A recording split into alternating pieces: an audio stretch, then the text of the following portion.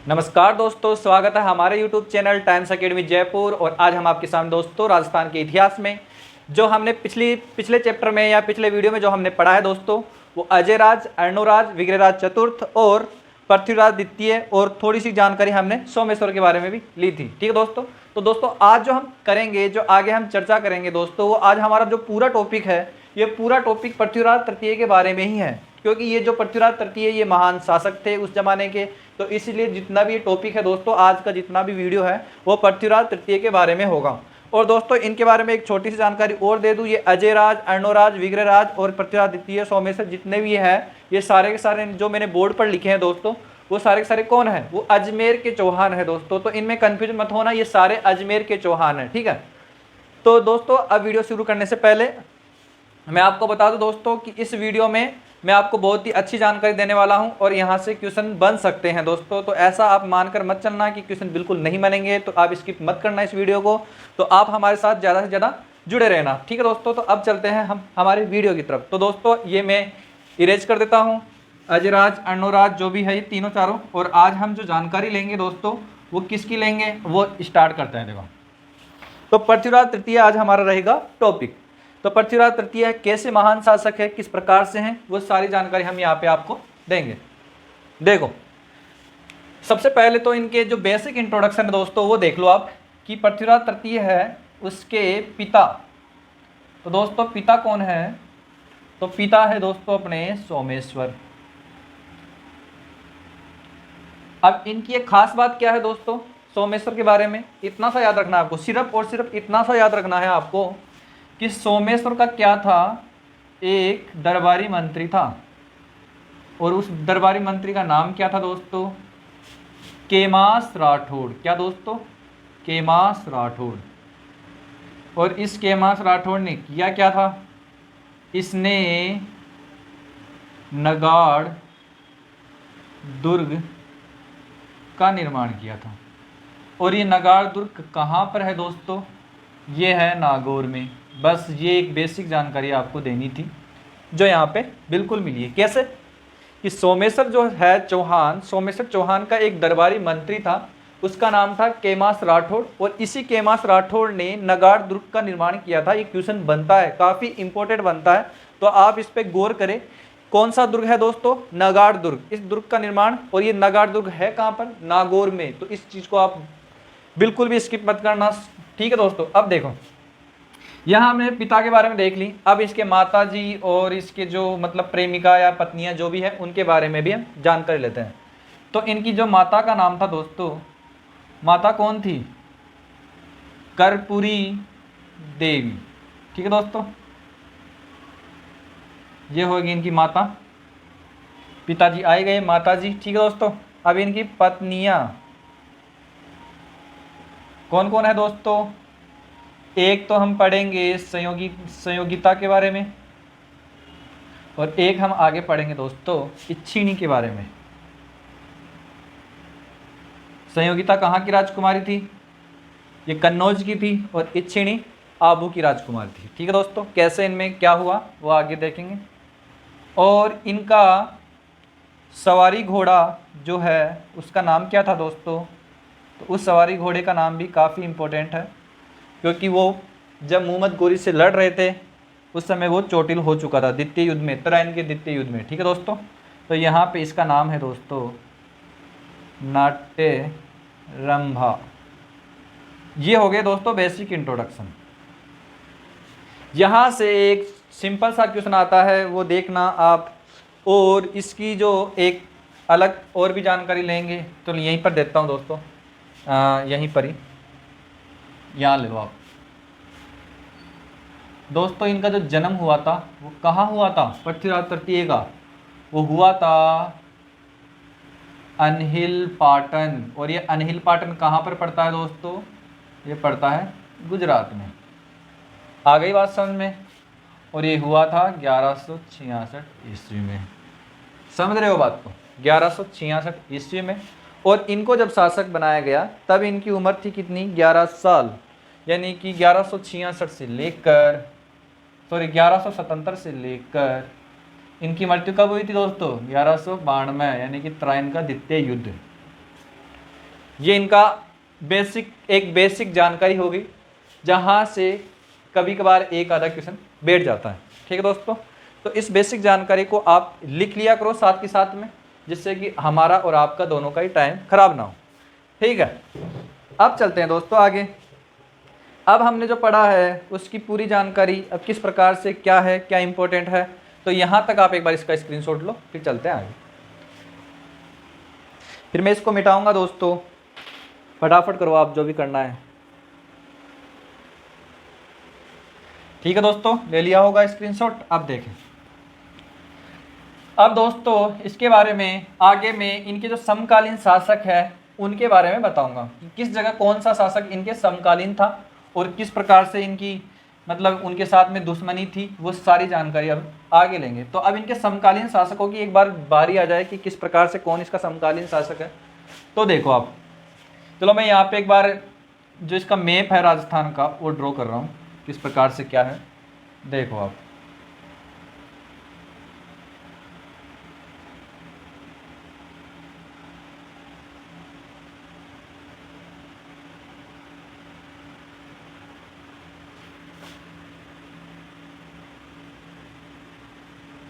लगभग कुछ इस प्रकार से है दोस्तों।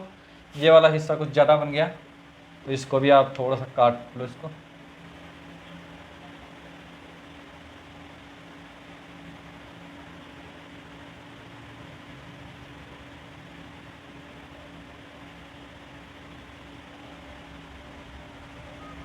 ये देख लो, ये सारा राजस्थान है। अब इस प्रकार से बनेगा दोस्तों। ये अगर राजस्थान है दोस्तों, तो उस जमाने में यानी उस जगह यहाँ था अजमेर, जो आज भी यहीं पर ही है दोस्तों। ये हो गया अजमेर। और अजमेर में कौन बैठा है दोस्तों? अजमेर में बैठा है पृथ्वीराज तृतीय। तो ये हो गया पृथ्वीराज तृतीय। ठीक है दोस्तों, अब किस प्रकार से बना वो भी देखेंगे कैसे बना। यहाँ से अगर हम पश्चिम की बात करें दोस्तों, तो यहाँ पे क्या है? पाक क्षेत्र। और यहाँ पे कौन सा था दोस्तों? यहाँ पे था मोहम्मद गोरी। ठीक है दोस्तों, किस प्रकार से कौन सा शासन करता था? ये साम्राज्यवादी नीति का शासक था।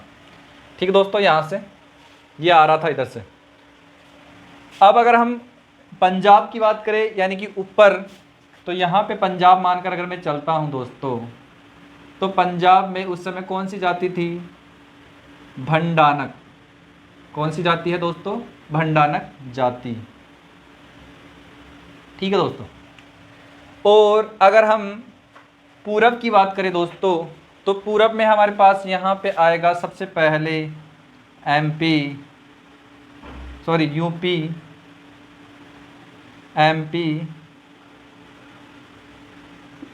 एमपी में दोस्तों उस समय था महोबा का शासक। महोबा जो क्षेत्र था उसका शासक था, नाम था परमादिदेव चंदेल। क्या नाम था दोस्तों? परमादिदेव चंदेल। यूपी कन्नौज, तो कन्नौज में कौन था दोस्तों? जयचंद गहड़वाल। ये हो गया अपना यूपी में। एमपी हो गया, यहाँ यूपी हो गया। यूपी के बाद में दोस्तों यहाँ देखते हैं गुजरात में, तो यहाँ पे दोस्तों कौन था?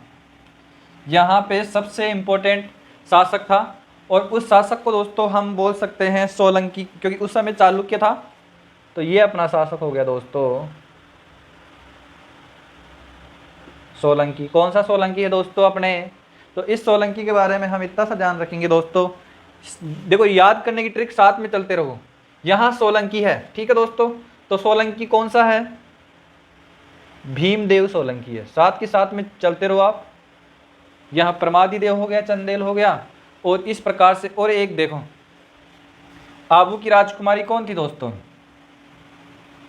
इच्छिणी। तो यहाँ मैं लिखता नहीं हूँ दोस्तों, ये साथ साथ बताऊंगा, ऐसे आपका ड्रॉ मतलब ये खराब हो जाएगा मामला। तो ये दोस्तों अगर क्वेश्चन आपका ये आता है कि पृथ्वीराज तृतीय के जो समकालीन शासक थे वो कौन कौन थे, तो इस प्रकार से आपको उनका जवाब देना है। और राजस्थान में दोस्तों इसका एक शासक और था, तो राजस्थान की अगर बात करें पूरी, तो राजस्थान यहीं लिख देता हूँ मैं साइड में, यहाँ लिख देता हूँ मैं। देखो राजस्थान की अगर मैं बात करूँ तो राजस्थान में जो शासक था वो कौन था? नागार्जुन। नागार्जुन था। और नागार्जुन जो था दोस्तों वो कौन है? इस पृथ्वीराज तृतीय के चाचा का बेटा था, चाचा का लड़का इनके बेटा। ठीक है दोस्तों, इसका जो शासन था वो कहाँ तक था? वो हरियाणा तक इसका शासन था, रेवाड़ी हरियाणा। ठीक है दोस्तों, तो वहां तक इसका शासन था। एक बार आप इसका ऊपर से देख लो, नॉर्मल अपन अगर देखना चाहे तो दोस्तों इसको समकालीन शासक कुछ इस प्रकार से इसके समकालीन शासक थे। तो एक बार वापस रिवीजन करते हैं दोस्तों, किस प्रकार से कि जो पाकिस्तान है, यानी कि जो पाक क्षेत्र है, जिसको हम बोल सकते हैं कौन सा क्षेत्र? जिसको हम पश्चिमी क्षेत्र बोल सकते हैं। पश्चिमी और उत्तर, तो उत्तर पश्चिमी हो गया दोस्तों ये, क्योंकि ये यहाँ नहीं था, यहाँ पर था, तो उत्तर पश्चिमी क्षेत्र हो गया। तो यहाँ से हो गया मोहम्मद गौरी, और यहाँ से पंजाब में भंडारक जाति, यानी कि उत्तर में। अगर यूपी की बात करें तो ये दोनों आ जाएंगे पूरब की तरफ। तो पूरब में जो है दोस्तों, यूपी में तो है जयचंद गढ़वाल, एमपी में महोबा का जो शासक है परमादिदेव चंदेल, और अगर हम दक्षिण की बात करें यानी कि गुजरात में, तो भीमदेव सोलंकी। ये थे इनके प्रमुख शासक। ठीक है दोस्तों, तो एक बार आप इसका स्क्रीनशॉट लो, फिर इसके बाद में आगे चलते हैं क्या क्या है क्या क्या नहीं है। सबसे पहले इसने कहाँ तक किसको हराया है वो सारी जानकारी हम यहाँ पे आपको देने वाले हैं।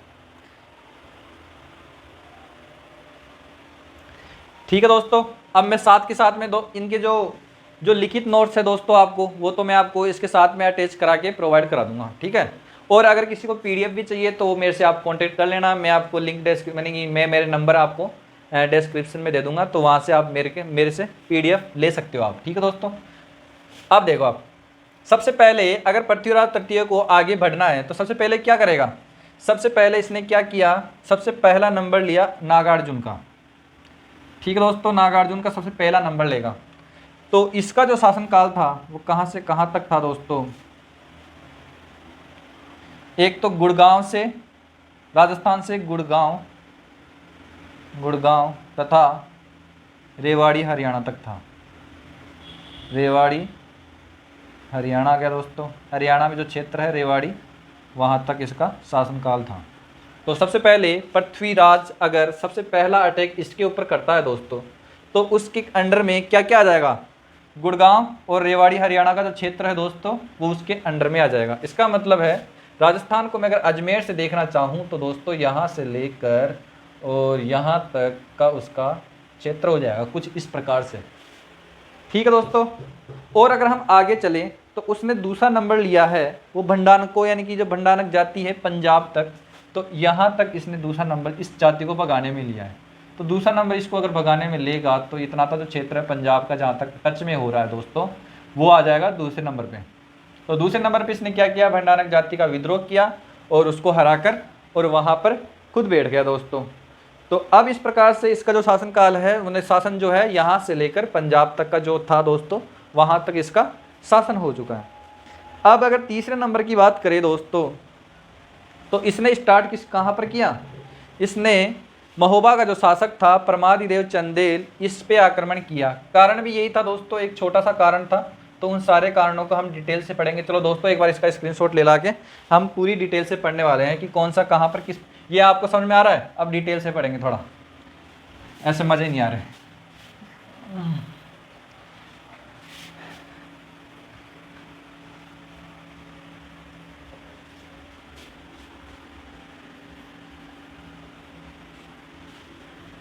दोस्तों ये जो पाकिस्तान में था वो मुल्तान के क्षेत्र तक था दोस्तों। मुल्तान तक इसने क्या किया था? मतलब अपना कब्जा कर आके और मुल्तान तक बैठा था दोस्तों। सबसे पहले जो स्टार्ट किया था, जो पहले नंबर का अटैक था वो देखो आप। तो सबसे पहले इसने क्या किया था? नागार्जुन पर। तो यहाँ लिख लो आप नागार्जुन। ठीक है, नागार्जुन पर सबसे पहले। राजस्थान में अगर बात करें तो सबसे पहले अटैक किसके ऊपर किया था दोस्तों? नागार्जुन पर। और इस नागार्जुन का जो शासन काल था दोस्तों, शासन था वो कहाँ से कहाँ तक था? एक तो गुड़गांव भी था, राजस्थान से गुड़गांव में भी था, तथा रेवाड़ी हरियाणा तक था इसका शासनकाल। तो ये क्या किया? पहले अटैक में इसको हराकर और अपना क्षेत्र क्या कर दिया, रेवाड़ी हरियाणा तक इसने पहुंचा दिया। और दूसरे नंबर की हम बात करें दोस्तों, तो फिर इसने क्या किया, दूसरे नंबर पे पंजाब की भंडानक जाति का विद्रोह किया इसने,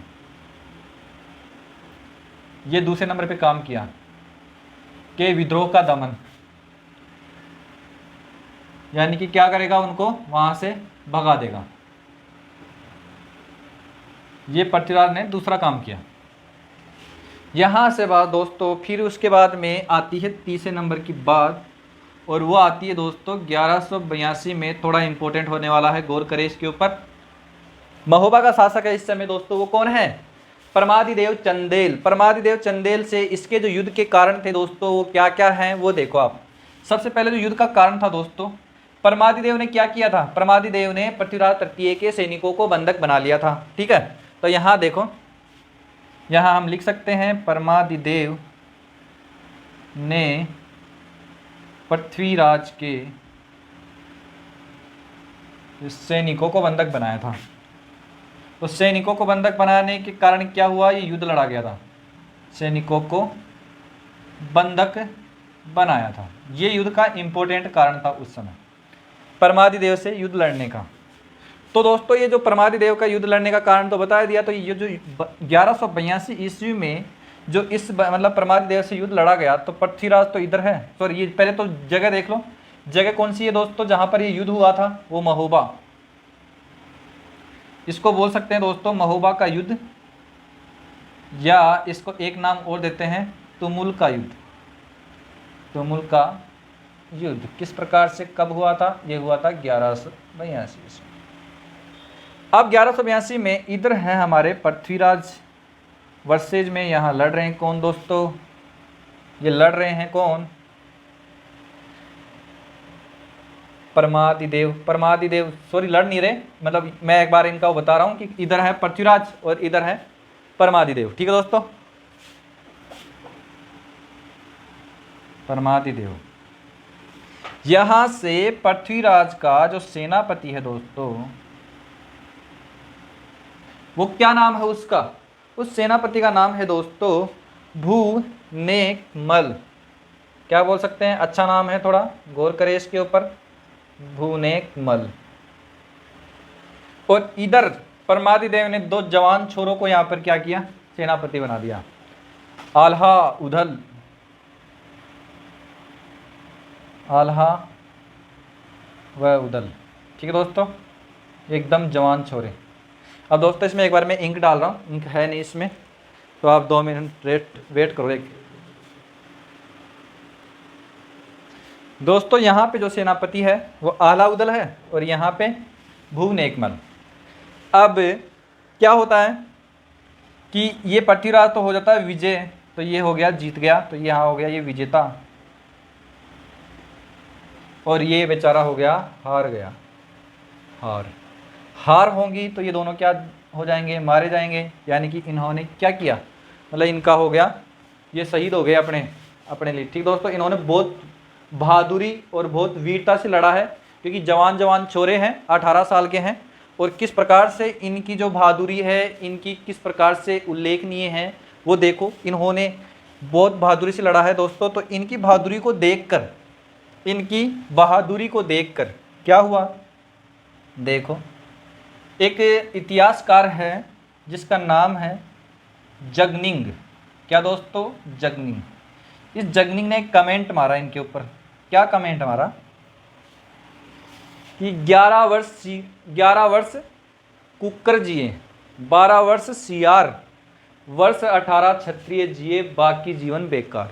ये चीज़ बोली है जगनिंग ने। तो जगनिंग ने एक डायलॉग बोला है पूरा सा, क्या क्या बोला है कि 11 वर्ष कौन जिए, कुकर यानी कि कुत्ता, और 12 वर्ष सियार, कि 12 वर्ष कौन जीता है, सियार। और अगर कोई बंदा क्षत्रिय है तो वो 18 वर्ष तक ही जीता है, उसके बाद में जो जीना नहीं होता है वो सारा जीवन बेकार है, कुछ नहीं है। तो दोस्तों ये सब तो मैं आपको वहाँ पर मेरा मतलब जो लिखे हुए नोट्स हैं वहाँ प्रोवाइड करा दूंगा। तो ये देखो इतिहासकार जगनिंग ने क्या किया, आल्हा व उदल की जो वीरता है उसकी प्रशंसा की है। ठीक है दोस्तों, तो यहाँ लिख दो जगनिंग ने आल्हा व उदल की वीरता की प्रशंसा की है दोस्तों। ये हो तो किस प्रकार से की? 11 वर्ष कुकर जिए, 12 वर्ष यार, वर्ष 18 क्षत्रिय जिए, बाकी जियो न अधिकार। इस प्रकार से उन्होंने वीरता के ऊपर एक कमेंट कसा था। नाम क्या था? जगनिंग। ठीक है दोस्तों, यहाँ से आप चाहो तो स्क्रीनशॉट ले लो, वरना मैं आपको जो भी है लास्ट में जितने भी इसमें जो लिखना है दोस्तों वो लिखित में आपको प्रोवाइड करा ही दूंगा वैसे भी। ठीक है दोस्तों, तो देखो आप फटाफट इसका स्क्रीनशॉट लेना चाहते हो तो स्क्रीनशॉट ले लो, 1 मिनट का टाइम है।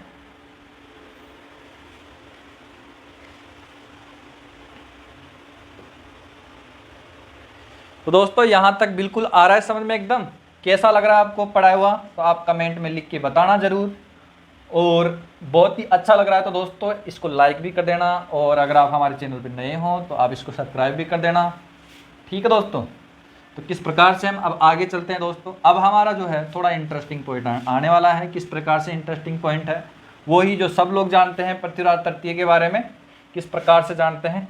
शायद 90% को तो पता भी होगा, और 10% है जो शायद उनको नहीं पता होगा, तो आज वो भी जान लेंगे जो मेरा ये वीडियो देख रहे हैं दोस्तों। जो अगला है, जो अगला युद्ध होता है वो होता है कन्नौज के ऊपर, यानी कि कन्नौज के और इनकी जो दुश्मनी थी वो क्यों थी वो देखो आप। तो जो अगला है हम यहाँ डायरेक्ट लिखेंगे, चौथे नंबर का है दोस्तों। वो कौन सा है? कन्नौज। और कन्नौज में जो शासक है दोस्तों वो कौन है? जयचंद गहड़वाल। अब देखो क्या होता है, किस प्रकार से होता है। यहाँ पे जो युद्ध होने का जो प्रमुख कारण है वो सारे डिटेल में किस प्रकार से दूंगा मैं आपको। देखो ये है जयचंद गढ़वाल, जयचंद गहड़वाल। अब दोस्तों ये है, इसकी पुत्री है, और ये इधर से है अपने कौन? पृथ्वीराज तृतीय। तो इनके प्रेम प्रसंग चल रहा था पहले से ही। ठीक है दोस्तों, ये हो गया प्रेम प्रसंग। और ये बात पता चल गई किसको? जयचंद को। तो जयचंद ने बोला कि भला ये तो नहीं हो सकता, भला ये है ना थोड़ा आदमी खराब है, ये पृथ्वीराज जो है वो आदमी थोड़ा खराब है। ये संयोगिता इधर है दोस्तों। तो इसने क्या करा? जयचंद ने इनके प्रेम प्रसंग को देखकर मना कर दिया, बोला नहीं ये नहीं हो सकता। ठीक है दोस्तों, अब नहीं हो सकता तो इसने क्या किया? इसने सोचा कि भला ये से तो ये संयोगिता जो है वो मतलब भाग जाएगी एक ना दिन। तो इसने क्या करा? प्लान बैठाया जयचंद गढ़वाल ने। और जयचंद ने क्या बोला कि स्वयंवर करते हैं बेटी। भला एक स्वयंवर रचाया, स्वयंवर। और वो स्वयंवर किसके माध्यम से रचाया? वो रचाया राजसूय यज्ञ करके। मतलब एक तरफ राजसूय यज्ञ करेंगे, और जो बंदा अगर आपको वहाँ पसंद आ जाता है तो वो राजकुमार बन जाएगा। सॉरी, वहाँ पर मतलब इस जयचंद की संयोगिता जो संयोगिता है उससे शादी वादी करके। और अब अगर ये दरबार लगा रखा है दोस्तों इस प्रकार से, मैं आपको डिटेल दे दूंगा। देखो किस प्रकार से ये दरबार है, और यहाँ से लेकर यहाँ पर ये राजकुमारी है, और यहाँ पर खूब सारे राजकुमार है।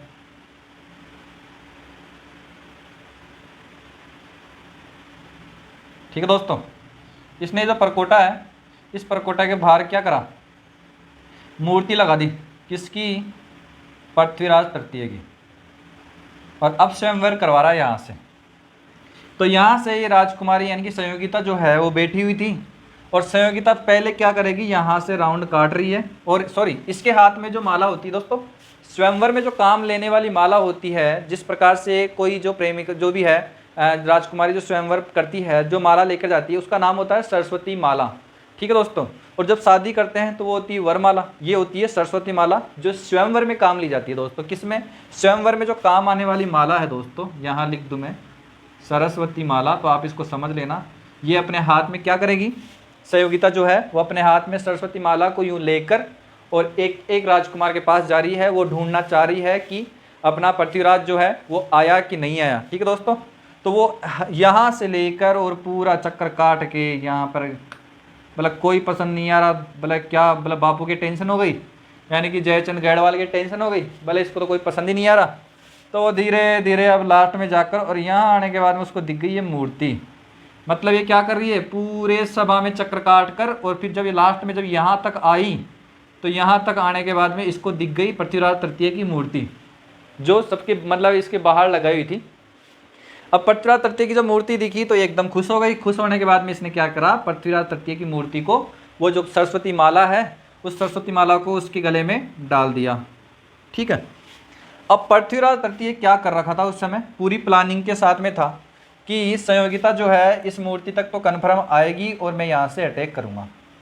तो पृथ्वीराज तृतीय ने क्या करा, अपनी पूरी प्लानिंग के साथ में कि यहाँ अंदर तो काम चल रहा है, कोई दिक्कत नहीं है, अगर पृथ्वीराज मतलब यहाँ तक आ गई संयोगिता तो मैं उसको उठा के ले जाऊँगा। तो यहाँ तक जब संयोगिता आती है तो पृथ्वीराज तृतीय क्या करता है, अपने घोड़े ले जाकर यहाँ से आकर और इस संयोगिता को इस घोड़े पे बैठा कर और यहाँ से फरार हो जाता है और अपने आ जाता है अजमेर में, अपने ठिकाने पर वापस आ जाता है। ठीक है दोस्तों, तो ये हो गई दुश्मनी। तो इसका मतलब है कि अब पृथ्वी ने क्या कर लिया, पृथ्वीराज ने संयोगिता के साथ में कौन सा विवाह किया था, गंधर्व। याद रखना दोस्तों, कौन सा विवाह है, गंधर्व विवाह किया था। मतलब एक तो होता है दोस्तों कौन सा, एक ऐसा विवाह जो नॉर्मली जिसको हम मतलब सभी मतलब धर्म के अनुसार करते हैं वो होता है, और एक होता है जो बिना धर्म यानी कि अवैध टाइप का जो होता है दोस्तों, जिसमें रजामंदी नहीं मानी जाती है, वो गंधर्व विवाह होता है। ठीक है दोस्तों, तो संयोगिता के साथ में इसने गंधर्व विवाह किया। ठीक है, यहाँ से इतनी सी जानकारी मिलती है।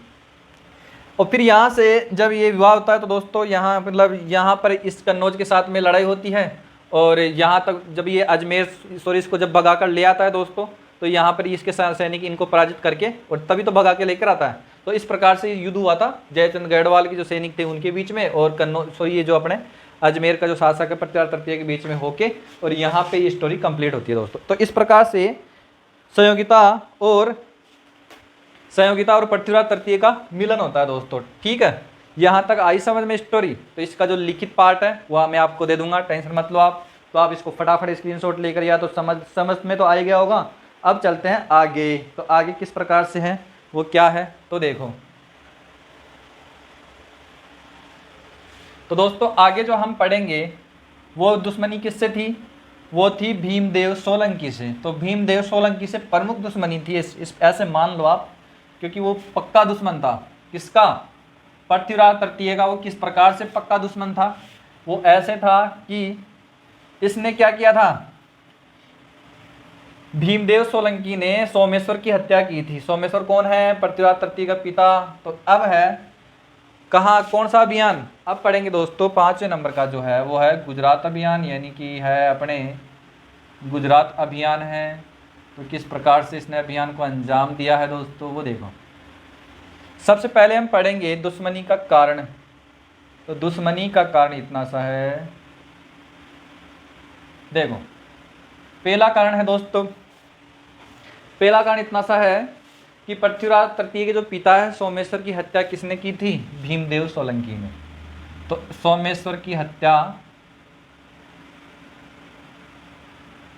किसने की है दोस्तों, भीमदेव ने की थी। एक रीजन तो ये हो गया मोटा मोटा। दूसरा है दोस्तों कि आबू में उस समय दोस्तों कौन था, वो वहां का शासक कौन था, सहस्मल। और सहस्मल की जो पुत्री थी वो थी इच्छिणी। इच्छिणी गहरा प्रेम करती थी किससे, पृथ्वीराज तृतीय से। और पृथ्वीराज तृतीय उसको नाराज करना नहीं चाहता था, क्योंकि पृथ्वीराज तृतीय जानता था कि इच्छिणी से विवाह करना चाहता है कौन, भीमदेव सोलंकी। तो यहाँ से इसने पृथ्वीराज तृतीय ने क्या किया, इच्छिणी से विवाह कर लिया। ठीक है दोस्तों, ये हो गए वेड्स। जब विवाह कर लिया तो ये बात सहन नहीं हुई, किसको सहन नहीं हुई, भीमदेव सोलंकी को। अब भीमदेव सोलंकी ने क्या किया, मतलब ये एक तो पहला कारण तो ये था कि सोमेश्वर यानी कि पृथ्वीराज तृतीय के जो पिता है उनकी हत्या की थी किसने, भीमदेव सोलंकी ने। एक तो रीजन ये था गुजरात का अभियान करने का। दूसरा रीजन ये था कि आबू की जो राजकुमारी सहस्मल की पुत्री इच्छिणी है उससे विवाह करना चाहता था कौन, भीमदेव। लेकिन विवाह किया किसने, पृथ्वीराज ने, क्योंकि इच्छिणी चाहती थी किसको, पृथ्वीराज को पसंद करती थी। ठीक है दोस्तों, तो इस प्रकार से दुश्मनी का कारण हुआ। और दुश्मनी के कारण जहाँ जब ये अटैक होता है दोस्तों, गुजरात पर जब ये अटैक करने जाता है कौन, पृथ्वीराज, तो वहाँ पर भी जीत पाता है दोस्तों। तो वहाँ पर भी क्या होता है दोस्तों, विनर होता है, वहाँ पर भी क्या होता है, विनर होता है। तो इस प्रकार से यहाँ पे इसने 5वां अभियान भी पूरा सेट कर लिया, ये 5वें अभियान में भी इसने जीत हासिल कर ली। अब जो सबसे इम्पोर्टेंट जब हम बात करेंगे वो किसकी बात करेंगे दोस्तों, वो हमारे मोहम्मद गौरी की बात करेंगे। किस प्रकार से, तो अब हमारा जो छठा अभियान है, जिसके बाद में हमको कोई अभियान नहीं पढ़ना है, वो छठे अभियान की बात आप पूरी सुन लो। किस प्रकार से इसने मोहम्मद गौरी को हराया, फिर मोहम्मद गौरी ने इसको हराया, क्या क्या किताबों में लिखा हुआ है, इतिहासकार क्या क्या बोलते हैं, क्या क्या फैक्ट है, क्या क्या नहीं है, वो सारे यहाँ पे अब देख लो। तो अब जो सबसे लास्ट में है, छठे नंबर का है शायद ये, तो कौन सा है दोस्तों, वो है मोहम्मद गौरी के बारे में। तो देखो मैं आपको बता दूं, मोहम्मद गौरी को यहाँ पर कहाँ पे, राजस्थान, और ये जो जैसे मान लो अगर ये राजस्थान है, ठीक है दोस्तों, ये अगर राजस्थान है तो राजस्थान के इधर यानी कि इतना तो जितना भी इलाका है, यानी कि जहाँ पर पाकिस्तान में बसा हुआ है, अफ़गानिस्तान में बसा हुआ है, और फिर इसके बाद में सीमा टच होती है किसके, राजस्थान के। तो यहाँ से गजनी से कौन है दोस्तों, गजनी से कौन आया था, गयासुद्दीन गौरी जो है, गयासुद्दीन गौरी ने क्या किया था यहाँ के लिए, मतलब यहाँ पर अपना साम्राज्य स्थापित कराने के लिए किसको अपॉइंट किया था दोस्तों, तो यहाँ तो है गजनी में कौन बैठा है, वो बैठा है दोस्तों कौन, गयासुद्दीन।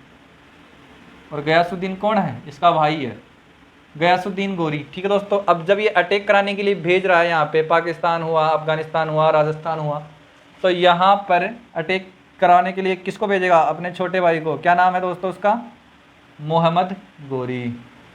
आ रही बात समझ में, मोहम्मद गौरी को भेजा है। ठीक है, इसने सबसे पहले क्या किया, मोहम्मद गौरी ने सबसे पहले जो आक्रमण किया था, मुल्तान को जीता। और मुल्तान कहाँ पर था, पाकिस्तान में। और मुल्तान पर उस समय जो अधिकार था वो था भाटियों का। ठीक है दोस्तों, तो भाटियों क्या करा, इसने पराजित कर दिया। ठीक है, ये कंप्लीट करने के बाद में इसकी जो आगे नज़र थी वो थी अब राजस्थान के ऊपर। और राजस्थान पर उस समय जो शासक था वो पृथ्वीराज तृतीय था, सबसे महान शासक। ठीक है दोस्तों, यानी कि भारत का अंतिम हिंदू सम्राट जिसको हम उपाधि देते हैं। और भी कई उपाधियां हैं, वो देखते हैं। देखो किस प्रकार से क्या हुआ, यहाँ तक आ गया समझ में। गजनी में बैठा है गयासुद्दीन, उसने अपने छोटे भाई को बोला कि जाओ जाके अपना साम्राज्य फैलाओ। तो पाकिस्तान को हराने के बाद में राजस्थान के ऊपर इसकी नज़र थी, तो अब होने वाला है युद्ध। तो किस प्रकार से युद्ध होगा वो देखो आप फटाफट। अब ये मुल्तान के भाटियों को क्या कर चुका है, हरा चुका है। हराने के बाद में अब इसकी जो अगली नज़र है दोस्तों वो हमारे राजस्थान के ऊपर होगी। और राजस्थान के ऊपर किस प्रकार से है, तो देखो राजस्थान में जब आ रहा है तो पृथ्वीराज तृतीय का जो साम्राज्य है वो कहाँ से है, गुजरात से स्टार्ट होता है और कहाँ तक जा रहा है, थानेश्वर हरियाणा तक। जो किसके टच है दोस्तों, जो पाकिस्तान और ये अपने अफ़गानिस्तान के आसपास का क्षेत्र था, थानेश्वर हरियाणा तक इसका क्या था, साम्राज्य फैला हुआ था। किसका, पृथ्वीराज का। तो ये लिख दो यहाँ पे, पृथ्वीराज का। पृथ्वीराज का साम्राज्य गुजरात से लेकर थानेश्वर हरियाणा तक का सेट था, एकदम फैला हुआ था। इसके बाद में दोस्तों ये जो पहली बार जब ये पहला अटैक करता है दोस्तों, तो पहला अटैक 1991 में किया जाता है। तो यहाँ पे लिख देता हूँ 1991 में। अब जब पहला अटैक कर रहा है तो उसको हम बोलेंगे तराइन का प्रथम युद्ध, तराइन का प्रथम युद्ध। अब दोस्तों यहाँ पे है अपना पृथ्वीराज और यहाँ पे है दोस्तों अपना कौन, मोहम्मद गौरी। यहाँ मोहम्मद गौरी बैठा है इधर। ठीक है दोस्तों, ये युद्ध हो रहा है कहाँ पे, करनाल हरियाणा में। करनाल हरियाणा का एक क्षेत्र है, वहाँ पे ये हो रहा है युद्ध। तो इधर मोहम्मद गौरी आ गया, पृथ्वीराज आ गया, पृथ्वीराज और मोहम्मद गौरी। तो यहाँ पर जब अटैक करता है दोस्तों, तो इसमें विनर होता है कौन? पृथ्वीराज, और मोहम्मद गोरी हो जाता है लूजर, यानी कि हार जाता है। यहाँ पे पृथ्वीराज जीतता है, मोहम्मद गोरी हार जाता है। और हार भी इतनी भयंकर होती है दोस्तों कि पूछो मत। पृथ्वीराज ने मोहम्मद गोरी को भगा भगा कर इतना भयंकर धोया कि मोहम्मद गोरी की जो सैनिक है वो वहीं पर ही, उनकी तो पूरी उम्मीद वहीं पर ही टूट गई कि अब आगे युद्ध नहीं करना है। और इनकी जीत इतनी भयंकर हुई थी पृथ्वीराज और पृथ्वीराज की सेना की, कि इन्होंने क्या करा, अपने घमंड में आ गए पूरे के पूरे कि अब तो हमें कोई हरा ही नहीं सकता, क्योंकि हमने टक्कर दी है मोहम्मद गोरी को। तो मोहम्मद गोरी तो चलो ठीक है। अब इतिहास का ये क्वेश्चन है, मतलब इतिहास में पृथ्वीराज की अगर कोई भूल बताई जाती है दोस्तों, तो वो इतनी सी है कि पृथ्वीराज ने मोहम्मद गोरी को यहाँ पर जिंदा छोड़ दिया। ये इतिहास की सबसे बड़ी भूल बताई जाती है पृथ्वीराज का जो इतिहास है उसकी सबसे बड़ी भूल क्या बताई जाती है कि पृथ्वीराज तृतीय ने मोहम्मद गोरी को यहाँ से जिंदा जाने दिया, नहीं जाने देना चाहिए था, क्योंकि वो क्या करेगा, साम्राज्यवादी नीति का आदमी है, तो ये वापस अपना साम्राज्य फैलाने के लिए युद्ध करेगा। तो यहाँ पर ये युद्ध खत्म होता है। फिर जब हम सेकेंड युद्ध की बात करते हैं तो फिर आता है हमारा द्वितीय युद्ध। और द्वितीय युद्ध में क्या होता है दोस्तों, हाँ इसमें एक छोटी सी बात और है। यहाँ पर अगर हम थोड़ी बहुत इसके साथ देने की बात करें तो दोस्तों इस युद्ध में पृथ्वीराज का बहनोई ने साथ दिया, और एक और व्यक्ति था जिसने साथ दिया, वो था मेवाड़ का शासक। और कौन है दोस्तों मेवाड़ का शासक? वो है समर सिंह। समर सिंह ने क्या करा, इसका साथ दिया।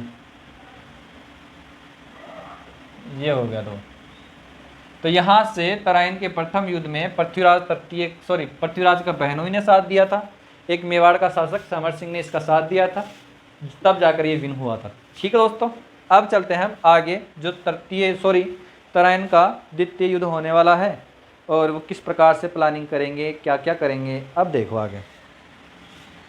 यहाँ तक आपको आ रहा है समझ में एकदम? अब देखो, फिर इसके बाद में जो अगला युद्ध होने वाला है वो इसकी अगले साल में होने वाला है। क्या क्या है, क्या क्या नहीं है, अब देखो। अब जो नेक्स्ट युद्ध होगा दोस्तों वो कब होगा, 1192 ईस्वी में। और 1192 ईस्वी में कौन सा युद्ध होने वाला है, वही तराइन का द्वितीय युद्ध। क्या दोस्तों, तराइन का द्वितीय युद्ध, तराइन का द्वितीय युद्ध हो गया। यहाँ पर कौन कौन है दोस्तों, यहाँ पर हमारे पास में है पृथ्वीराज तृतीय, और इधर है सेम जगह है, वही करनाल हरियाणा में होने वाला है। तो यहाँ लिख दूँ मैं, करनाल हरियाणा में। और इधर वर्सेज में है दोस्तों कौन, मोहम्मद गोरी। यहाँ से मोहम्मद गोरी की सेना, जैसे मान लो कि ये युद्ध का क्षेत्र है, इधर से मोहम्मद गोरी की सेना आ रही है, इधर से ये आ रही है। ठीक है दोस्तों, तो ये क्या करते हैं, आते हैं। मोहम्मद गोरी की सेना आने के बाद में जब ये पूछते हैं कि भले क्या करना है, भले युद्ध करना है, भले युद्ध नहीं करना, हम युद्ध करने के लिए नहीं आए। ये अपने सैनिकों को यहाँ पे बिठा दिए, रेस्ट करा रहे हैं आराम से बढ़िया ढंग से, और इधर भी सैनिक भी रेस्ट कर रहे हैं। ठीक है, भले युद्ध नहीं करना, भले फिर करना क्या है, भले जो मेरे को करना है वो तो मैं भूल गया, मेरा भाई आएगा गयासुद्दीन, और वो आकर और डिसाइड करेगा कि करना क्या है। तो बोला तू क्यों आया है, बोला बस केवल बात करने के लिए आया हूँ मैं। इसने मोहम्मद गोरी ने क्या बोला, मैं सिर्फ बात करने के लिए आया हूँ और कुछ ही करने के लिए नहीं आया। बोला ठीक है, तो रेस्ट कर ले यहाँ पे, जब युद्ध करना है तो बोल देना। यहाँ के सैनिक क्या कर रहे हैं, यहाँ के सैनिक खूब इंजॉयमेंट कर रहे हैं, डीजे वीजे पार्टी वार्टी हो रही है सुबह 4 बजे तक, बढ़िया ढंग से मस्त पार्टी हो रही है इनके बीच में, अच्छा डीजे लग रहा है। तो पृथ्वीराज तृतीय के सैनिक तो क्या कर रहे हैं, डीजे वीजे पार्टी वार्टी कर रहे हैं, मस्त नशे में डूब रहे हैं। और मोहम्मद गोरी के सैनिक क्या कर रहे हैं, यहाँ पे प्लानिंग कर रहे हैं। ठीक है दोस्तों, अबे सुबह का 3:30 बज गए। 3:30 बजे के बाद में इसने क्या करा, अपने सैनिकों को आदेश दिया बलद चुपके से जाओ और जाके और इनके सैनिकों को टूट पड़ो ढंग से। तो ये क्या करते हैं, रात के 3:30 बजे की बात है, तो 3:30 बजे जाते हैं और जब गहरी नींद में सोए होते हैं कौन, पृथ्वीराज तृतीय के खिलाड़ी, और वहाँ पर जाके उनको काट देते हैं बिल्कुल सबको, मतलब खूब भयंकर उन पे मतलब टूट पड़ते हैं, सोए हुए खिलाड़ियों पे टूट पड़ते हैं। ठीक है दोस्तों, तो यहाँ से पृथ्वीराज क्या हो जाता है, लूजर, यानी कि हार जाता है और ये जीत जाते हैं दोस्तों, इसकी हो जाती है जीत। तो इसने क्या किया, धोखा दिया, मोहम्मद गोरी ने धोखा देकर, और फिर जब सो रहे थे पृथ्वीराज तृतीय के, तो अब देखो दोस्तों ये तो एक हो गया एक्चुअल कारण। अब हार के 1-2 कारण और भी है, वो भी मैं आपको बताना चाहता हूँ, यहाँ पे लिख लेते हैं दोस्तों। हार के कारण, देखो हार के कारण क्या क्या है दोस्तों। सबसे पहला कारण तो ये बताया जाता है, ओवर कॉन्फिडेंस तो मारता ही है हर जगह, वो तो आप भी जानते हो कि हर जगह ओवर कॉन्फिडेंस तो मारेगा ही। तो पहले तो यही देख लो आपकी ओवर कॉन्फिडेंस है, छोड़ो इस बात को। दूसरे देखो, एक साल तक पृथ्वीराज तृतीय के जो खिलाड़ी थे उन्होंने क्या किया, उन्होंने कोई युद्ध अभ्यास नहीं करा। एक साल तक पृथ्वीराज तृतीय के जो सैनिक हैं उन्होंने कोई भी युद्ध अभ्यास नहीं किया। एक रीज़न ये है हारने का। एक रीज़न ये है दोस्तों कि संधि के बहाने मोहम्मद गोरी द्वारा क्या किया, विश्वासघात किया गया। किसके ऊपर, किसके साथ में, पृथ्वीराज तृतीय के साथ में विश्वासघात किया गया। किसके बहाने, कि वो कह रहे थे कि हमें संधि करना है, लेकिन संधि नहीं करके उन्होंने अटैक किया है। तो उनके एक कारण ये है, विश्वासघात किया है इन्होंने। ठीक है दोस्तों, और अगर हम आगे चलते हैं दोस्तों, तो इतनी सी बात है, जब इसको पता भी चल गया था, जब ये अटैक हो रहा था उस समय भी ये जीत जाते, लेकिन जो एक और है, जो पृथ्वीराज का जो घोड़ा है नाट्य रंभा, वो बुरी तरह से चोटिल हो गया था, क्योंकि इनकी जो प्लानिंग थी वो सीधे यहीं पर इस घोड़े को सबसे पहले इन्होंने चोटिल किया था। तो नाट्य रंभा जो है वो चोटिल हो चुका था, और जब ये चोटिल हो चुका था तो दूसरे घोड़ों ने पृथ्वीराज तृतीय का पूरा साथ दिया नहीं, क्योंकि वो उसके कमांड को ढंग से समझ नहीं पाए, और फिर वो जो रात का मतलब जो टाइम था उसमें पृथ्वीराज तृतीय जो है उसके सैनिकों को बिल्कुल भी समझ में नहीं आया, उनको बिल्कुल भी ये एहसास भी नहीं था कि ऐसा धोखा हो भी सकता है। तो इस कारण से इसने क्या किया, इस कारण से जब ये मतलब पृथ्वीराज, जब ये मोहम्मद गोरी जीतता है, उस समय मोहम्मद गोरी की जो सैनिक है दोस्तों, मोहम्मद गोरी की जो सैनिक है वो क्या करेंगे, पृथ्वीराज का पीछा करेंगे, और पृथ्वीराज का पीछा करते हुए कहाँ तक जाएंगे, सिरसा हरियाणा तक जाएंगे। ठीक है दोस्तों, अब हरियाणा तक पीछा करते करते सिरसा हरियाणा में एक जगह है जिसका नाम है सरस्वती, और इस सरस्वती जगह पर जाकर और पृथ्वीराज को क्या करते हैं, वहाँ पर इसकी हत्या कर देते हैं। ठीक है दोस्तों, ये तो हो गई जो एक्चुअल बात थी, लगभग सब जानते थे, और क्या सही है क्या सही नहीं है ये तो खैर आप इतिहास ही जाने। लेकिन बात इतनी सी है कि सैनिकों ने सिरसा हरियाणा तक पीछा किया और सरस्वती नामक स्थान पर पृथ्वीराज तृतीय की हत्या कर दी। अब अलग अलग जो इतिहास है, जैसे पृथ्वीराज रासो जिसमें चंद्रबट दाई ने लिखा था, और एक है हमीर रासो। ठीक है दोस्तों, तो उनमें कुछ अलग अलग बातें लिखी है। क्या क्या बात लिखी है वो मैं यहाँ से आपको डिटेल के साथ में बताऊँगा। तो दोस्तों ये लंबा हो चुका है वीडियो, और जो अब करेंगे नेक्स्ट वीडियो में, इसकी जो बातें अधूरी रह गई है दोस्तों वो नेक्स्ट वीडियो में मिलते हैं। और नेक्स्ट वीडियो में अपना ये पृथ्वीराज तृतीय चलेगा, क्योंकि अभी तक इसके कई फैक्ट बाकी हैं। ठीक है दोस्तों, फिर उस वीडियो में हम कंप्लीट कराते हैं। तो चलते हैं दोस्तों।